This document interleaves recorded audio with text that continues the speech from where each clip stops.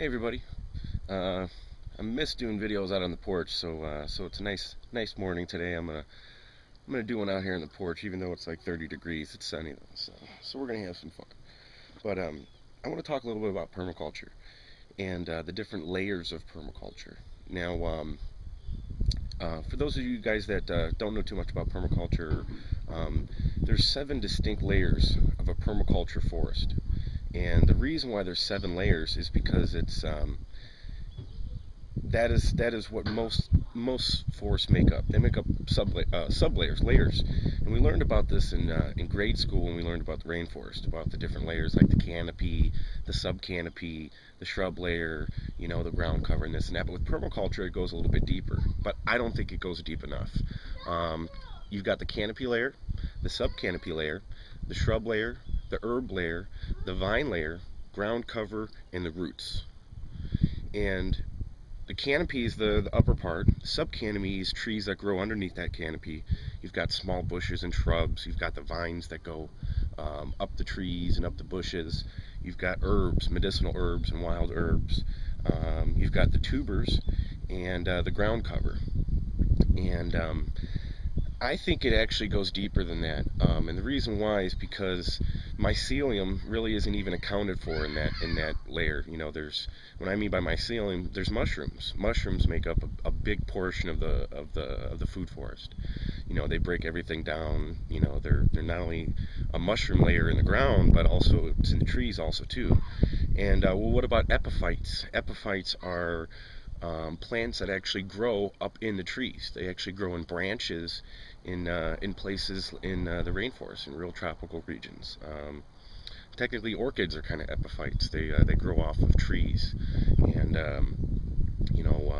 those air plants, bromeliads, those pretty flowers, bromeliads you see at the nurseries and stuff like that.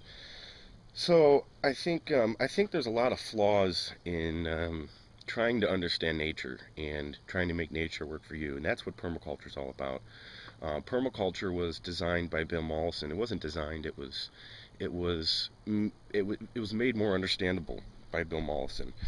And the reason why was he was a college professor, so he had to create something that people could study by the book, and that would be the best way to describe it. But we'll never understand nature. It's very mysterious, and that's what's nice about it.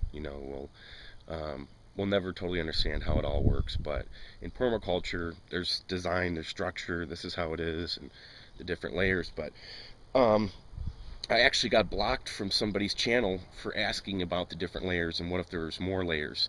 And I'm not going to say who it is, but they do a certain survival podcast and stuff like that. And instead of answering my question, I was actually blocked from their channel. So that's kind of a bummer, but I don't like to block people from my channel unless they start cussing at me or attacking me personally, but other than that, I kind of veered off a little bit. The reason why I'm talking about the different layers is because Jim, nomadic medhunter, he's actually sleeping right now. He came up for a couple days to help out and plant some stuff, but he brought me some pawpaw trees. Now, for you, those of you guys don't know what pawpaws are, they're the largest American fruit, Native American fruit.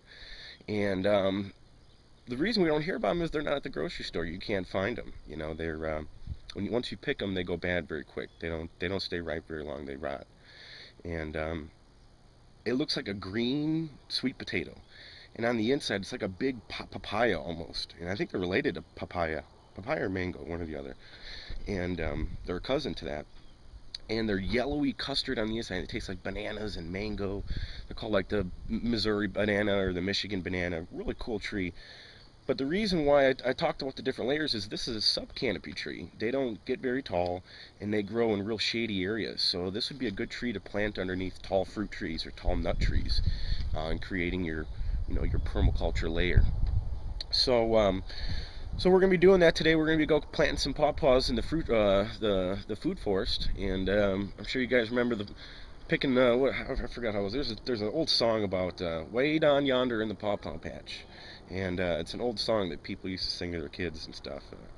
But most people don't know the song, but don't know what pawpaws are. So hopefully we'll get some good fruit from these guys. They're pretty big, and I think we'll get something out of them this year. But it's a little bit cold. I'm going to go back inside. So hopefully you guys enjoyed this little chat about the different layers of permaculture. But permaculture is basically a way for people to have nature work for them. It's a step into natural farming, where instead of making nature work for you, you work with nature.